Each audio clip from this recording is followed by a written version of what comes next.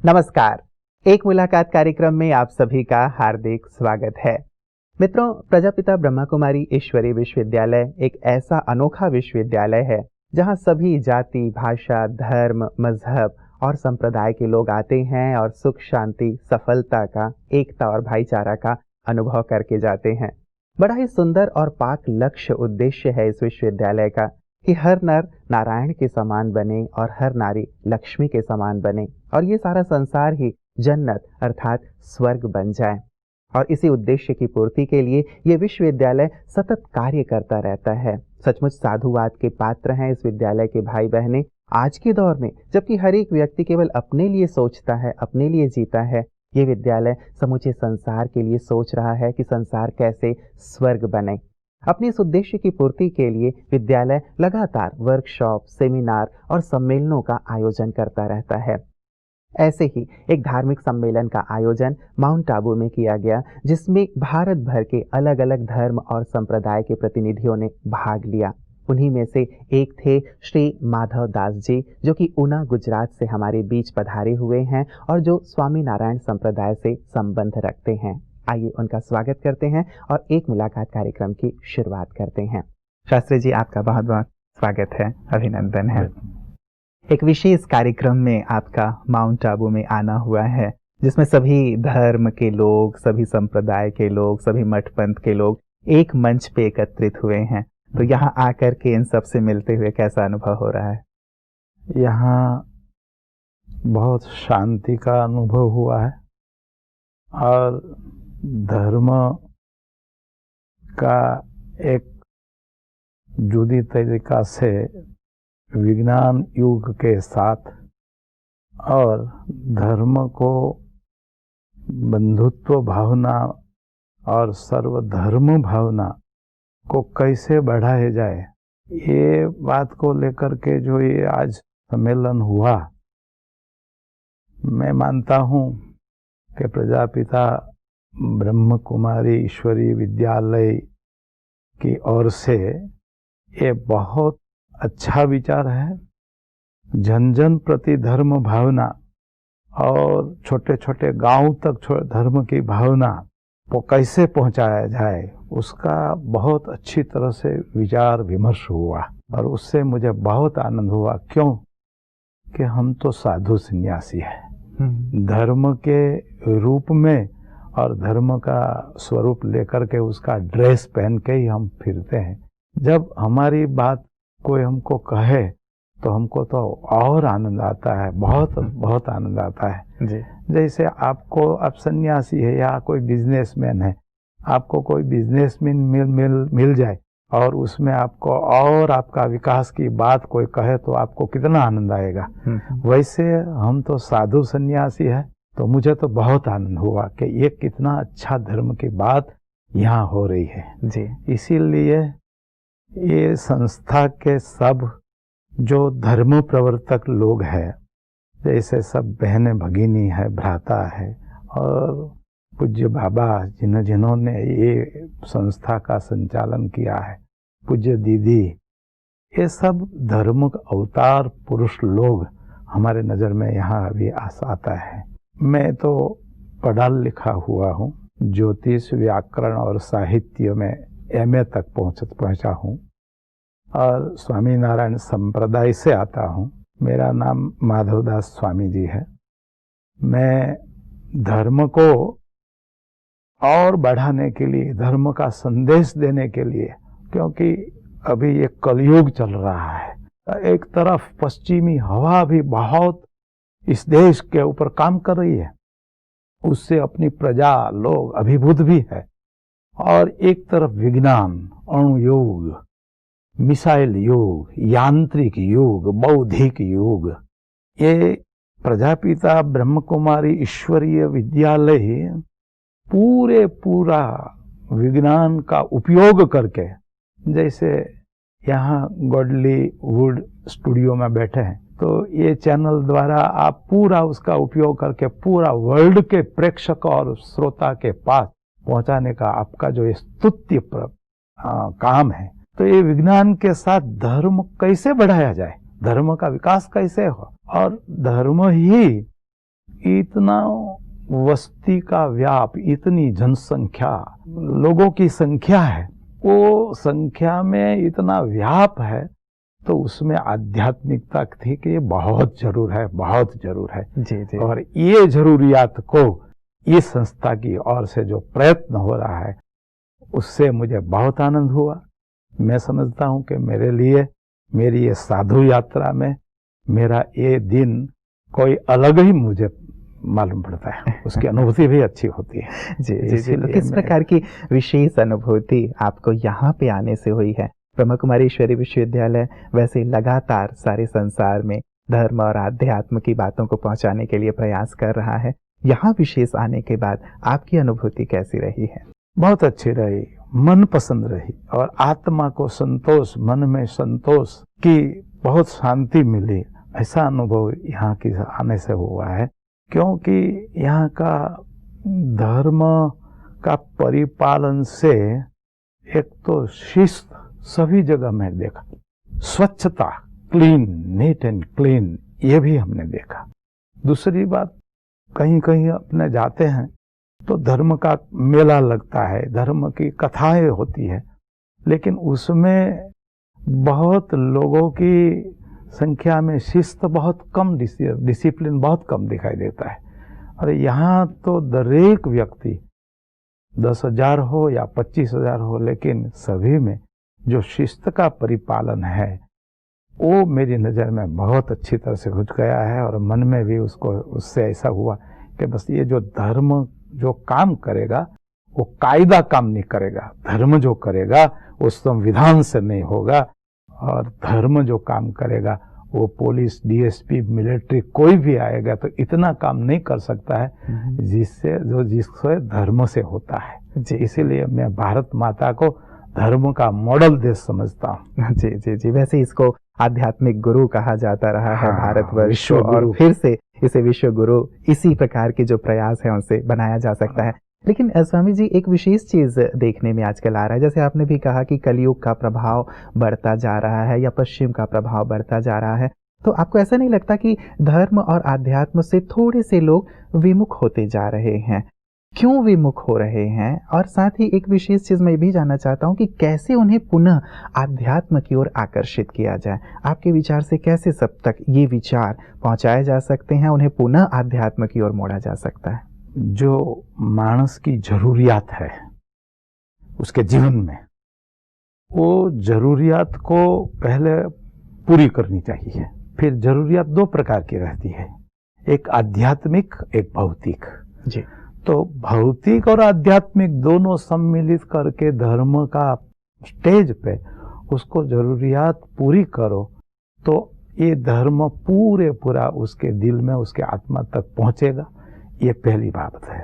दूसरी, ज्ञान शक्ति, विद्या, केळवणी, विद्यादान। जैसे मैं ऊना गुरुकुल से आता हूँ जी, तो मेरे यहाँ 3,000 बच्चे पढ़ते हैं। तो मैंने ऐसा सोचा कि बाल्य अवस्था से विद्या की उसको जरूर है, वो विद्या से, पढ़ने से, केळवणी से वो आगे बढ़ने वाला है, क्योंकि ज्ञान होगा तो ही आगे जाने वाला है ना। तो उसमें अपना धर्म के संस्कार, संस्कृति बालपन से ही उसको दिया जाए कि बेटा देखो, व्यसन नहीं करना चाहिए, व्यसन से बहुत बुरा अपना हाल होता है, नुकसान भी बहुत होता है। और जो वस्तु खाने का निषेध किया वो मांस वगैरह नहीं खाना चाहिए, हिंसा करने की अपना धर्म में मनाही है। जैसे आपको दुख होता है वैसे अन्य प्राणी को भी दुख होता है। माने सर्वभूत हिते रताः मा हिंस्याः, ये सब श्लोक और संस्कार उनमें विद्या के साथ दिया जाए तो मैं समझता हूँ कि बालपन से जो संस्कार आया है वो संस्कार पूरी जिंदगी उसमें चलेगा। और मेरा अनुभव है कि हमारे गुरुकुल में जो विद्यार्थी पढ़ने आते हैं उनकी फैमिली मांस खाते होंगे, तो ये विद्यार्थी घर पे जाकर के मांस नहीं खाता है, लहसुन प्याज वगैरह भी नहीं खाता है। अच्छा। और चाय भी नहीं पीता है। अच्छा। हाँ, और वो सुबह में उठ करके नहा धो पवित्र हो करके भगवान की पूजा करेगा, माता पिता का पैर छुएगा और बड़े को बड़े लोगों की इज्जत करेगा, और उसमें राष्ट्रीय भावना, धर्म भावना, ये सब विकसित होती है। मतलब बचपन से ही बच्चों के अंदर ये संस्कार डालने की आवश्यकता है। और शायद हमारे स्कूल्स में, कॉलेजेस में इस चीज़ की बात मिसिंग है, मुझे ऐसा लगता है। जैसे आपने गुरुकुल में इसकी शुरुआत की है, वैसे ही यदि सभी स्कूल्स में, कॉलेजेस में यदि गवर्नमेंट अपने लेवल पे कर दे तो सचमुच ये संस्कार जैसा आप कह रहे हैं बच्चों के अंदर बचपन से आएगा तो देश का भविष्य कुछ और होगा। लेकिन जहाँ तक बात आती है स्वामी जी, मैंने जहाँ तक ऑब्जर्व किया है, जब कभी हम इस प्रकार की आध्यात्मिक शिक्षा की बात स्कूल्स में, कॉलेजेस में करते हैं तो ये कह दिया जाता है कि नहीं, हमारा राष्ट्र तो धर्मनिरपेक्ष राष्ट्र है, यहाँ धर्म की, अध्यात्म की बातें नहीं होनी चाहिए, केवल जो भौतिक बातें हैं वही होनी चाहिए, ये बात कही जाती है। इस पे आप क्या कहेंगे? मैं ये समझता हूँ कि इस बात को पूरे समझे नहीं है और समझ में उसको आई नहीं है। रूपांतरित करके अपने वाणी से, अपने ज्ञान से उसको जो बालक तक और विद्यार्थी, कॉलेज, सब जन जन प्रति जो पहुंचाया जाए तो मैं समझता हूँ कि सत्य बात है और आत्मा जो है वो सत्य है, सच्चिदानंद स्वरूप है, तो उसको तो वो बात चौक्कस पसंद आएगी। लेकिन आत्मा से अपने प्यार नहीं है, माने धर्म में अपने ऊंडे उतर करके उसका जो जिस रूप से निरूपण करना चाहिए, धर्म को जिस रूप से बोला जाए, जहा जाए और व्याकरण उसको आचरण में किया जाए, वैसे नहीं। हमने धर्म को सीमित बना दिया, धर्म को एक कोई वाड़ा में पूर दिया गया है, इसीलिए लोगों को ऐसा हो गया ये तो बराबर नहीं है, अपने लिए नहीं है। वो तो साधु सन्यासी लोग, मठ मंदिर वाले करते हैं, हवेली वाले करते हैं, अपना काम ये नहीं है। लेकिन जैसे एकादशी का व्रत करना है, क्यों करना है, उसको मेडिकल साइंस से उसको समझाया जाए। 15 दिवस में एक दिन आप उपवास करोगे तो वात, पीत, कफ ये सब जल जाएगा, नष्ट हो जाएगा। आप कभी भी ताव माने बुखार वगैरह आपको नहीं आएगी, आपकी शरीर स्वास्थ्य अच्छी हो जाएगी और आपका शरीर की बॉडी भी जो बढ़ती है ना आजकल, ये जैसे बड़ा पेट हो जाता है, यह सब से आपकी मुक्ति मिल जाएगी और आप पूरा स्टेमिना रख करके अपने शरीर की रक्षा कर सकोगे और दूसरे को भी रक्षा करने की आप में सक्षमता आएगी। ये बात पूरी युक्ति प्रयुक्ति और दृष्टांत वार्ता दे करके उसको कहना चाहिए। बिल्कुल, मतलब इन सभी चीजों का एक वैज्ञानिक आधार है, इस रूप से इसे प्रस्तुत किया जाना चाहिए और इसे किसी धर्म का रूप नहीं दिया जाना चाहिए। तो संपूर्ण रूप से वैज्ञानिक चीजें हैं। तो आध्यात्म को विशेष करके हमारे सिलेबस में भी शामिल किया जाए, नैतिक बातों को शामिल किया जाए तो सचमुच राष्ट्र का भविष्य आपके विचार से कुछ और होगा। तो हम कामना करते हैं कि जरूर ऐसा जल्द से जल्द हो। एक आम व्यक्ति स्वामी जी ऐसा सोचता है, जैसे आपने कहा कि धर्म को अलग मान लिया गया है, कर्म को अलग मान लिया गया है। आजकल के जीवन में जो व्यक्ति की दिनचर्या है बहुत भागम भागी वाली हो गई है। कैसे धर्म और कर्म को एक किया जाए? क्या इसकी संभावना आपको लगती है कि एक किया जा सकता है या धर्म अलग किया जाए, कर्म अलग किया जाए? आप इस विषय पे क्या कहेंगे?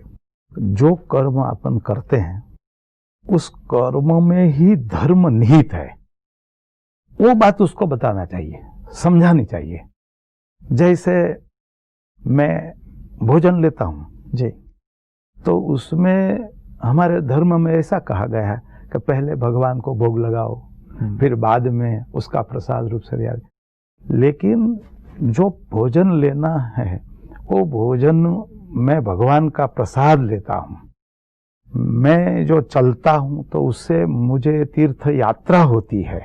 ये उस कर्म में ही अपना मन को धर्म भावना से जोड़ा देना चाहिए, तो धर्म और कर्म अलग नहीं रहेगा, उसमें कर्म आपका धर्ममय बन जाएगा। शाम को आप सोते हो, आपको नींद आती है जी, तो फिर भगवान का स्मरण करते करते सो, आपकी नींद भी भगवत क्रिया हो जाएगी, धर्म हो जाएगा। क्यों कि आप जब सोए हो न तब आपका मन ईश्वर स्मृति में लगा है, और ईश्वर स्मृति वो तो भगवान गीता में कहते हैं कि नष्टो मोह स्मृति लब्धा। हे अर्जुन, जो मोह है वो नष्ट हो गया, किससे? स्मृति लब्धा, भगवान का स्मरण करने से। तो हम ऐसा मानते हैं कि धर्म से अपना सब कर्म दीक्षित करे, सुशिक्षित करे, तो और धर्म कर्म कभी भी अलग नहीं होगा और कर्म का फल पूरा आपको दिव्य और सात्विक ही मिलेगा। जी जी जी, आपकी बात से बड़ा सुंदर लग रहा है कि सचमुच हमारे हर कर्म में धर्म शामिल करते चलें। कई बार व्यक्ति, जो एक आम व्यक्ति है, वो ये सोचता है, स्वामी जी मैं उनकी तरफ से ये प्रश्न रखना चाहता हूँ कि मैं भगवान को क्यों याद करूं। आपने यद्यपि उत्तर बहुत सुंदर दिया है कि स्मृति में रहेंगे तो मोह नष्ट होगा। क्यों मैं परमात्मा को या भगवान को याद करूं, क्यों मैं पूजा पाठ करूं, या फिर क्यों मैं आध्यात्म के पथ पे चलूं। यदि ये क्यों एक आम व्यक्ति के मन में है तो इसका उत्तर क्या दिया जाए? इस विश्व में जो चीज बनी है वो सब वस्तु को बनाने वाले सृजनहार, वो कोई कुदरत, भगवान कोई व्यक्ति नहीं है। जैसे आपके शरीर में लोही, रक्त है, ब्लड, वो कोई विज्ञानी बना सकेगा? आप पौधा जमीन में बोते हो तो उसमें से बड़ा हो जाए और उसमें से आम आ जाए और आम की कितना अमृतमय फल आ जाए, वो क्या कोई विज्ञान कर सकेगा? कहीं भी आपका विचार माने बौद्धिकता आपकी पूर्ण हो जाती है, उससे ही ईश्वर बाद में शुरू हो जाता है। जहां आपकी बुद्धि पूर्ण हो गई, बस वहां से ईश्वर शुरू हो जाता है। आपने बहुत सुंदर धर्म और आध्यात्म की बातें कही हैं। आपका बहुत बहुत शुक्रिया। पुनः पुनः यहाँ पधारें, ऐसी हमारी कामना है। बहुत बहुत धन्यवाद। और हम सब ये बात जानते हैं कि बचपन में जो चीजें हमें सिखा दी गई थी, आजीवन वो चीज हमारे काम आती हैं और साथ ही हमारे जीवन और व्यवहार में दिखाई देती हैं। तो क्यों ना माता पिता ये जिम्मेवारी लें, शिक्षक गण ये जिम्मेवारी लें, सभी बड़े बुजुर्ग ये जिम्मेवारी लें कि बच्चों के अंदर हम अच्छे से अच्छे संस्कार डालेंगे, ताकि आने वाला जो समाज हो, आने वाला जो संसार हो, बहुत श्रेष्ठ हो, सुंदर हो, स्वर्ग तुल्य हो। और न केवल उनके अंदर संस्कार डालें, लेकिन कर्मों की भी बात हो रही थी कि जैसे हम कर्म करते हैं वैसा ही परिणाम हमें प्राप्त होता है। तो क्यों ना हम भी अच्छे से अच्छे कर्म करें, क्योंकि जब हम अच्छे कर्म करेंगे तो उन्हीं कर्मों को देख करके तो बच्चे भी सीखेंगे कि हम भी अच्छे कर्म करके समाज को कुछ दें। तो मित्रों, अच्छे कर्म की ओर बढ़ें। आध्यात्म इसमें बहुत मदद करता है, हमें शक्ति देता है सत्य पथ पर चलने की, अच्छे कर्म करने की, क्योंकि जैसा कर्म करेंगे वैसा ही परिणाम हमें प्राप्त होगा। तो आएं हम सब मिलके न केवल स्वयं अच्छे बने, बल्कि अपने बच्चों के अंदर भी, आने वाली जो पीढ़ी है उसके अंदर भी अच्छे संस्कारों के बीजारोपण करें। आध्यात्म, राजयोग इसमें आपकी बहुत मदद करता है। तो आध्यात्म को भी अपने जीवन में शामिल करें और जीवन को श्रेष्ठ से श्रेष्ठ बनाते चलें। एक नए मेहमान के साथ पुनः आपसे मुलाकात होगी। तब तक के लिए दीजिए इजाजत। नमस्कार।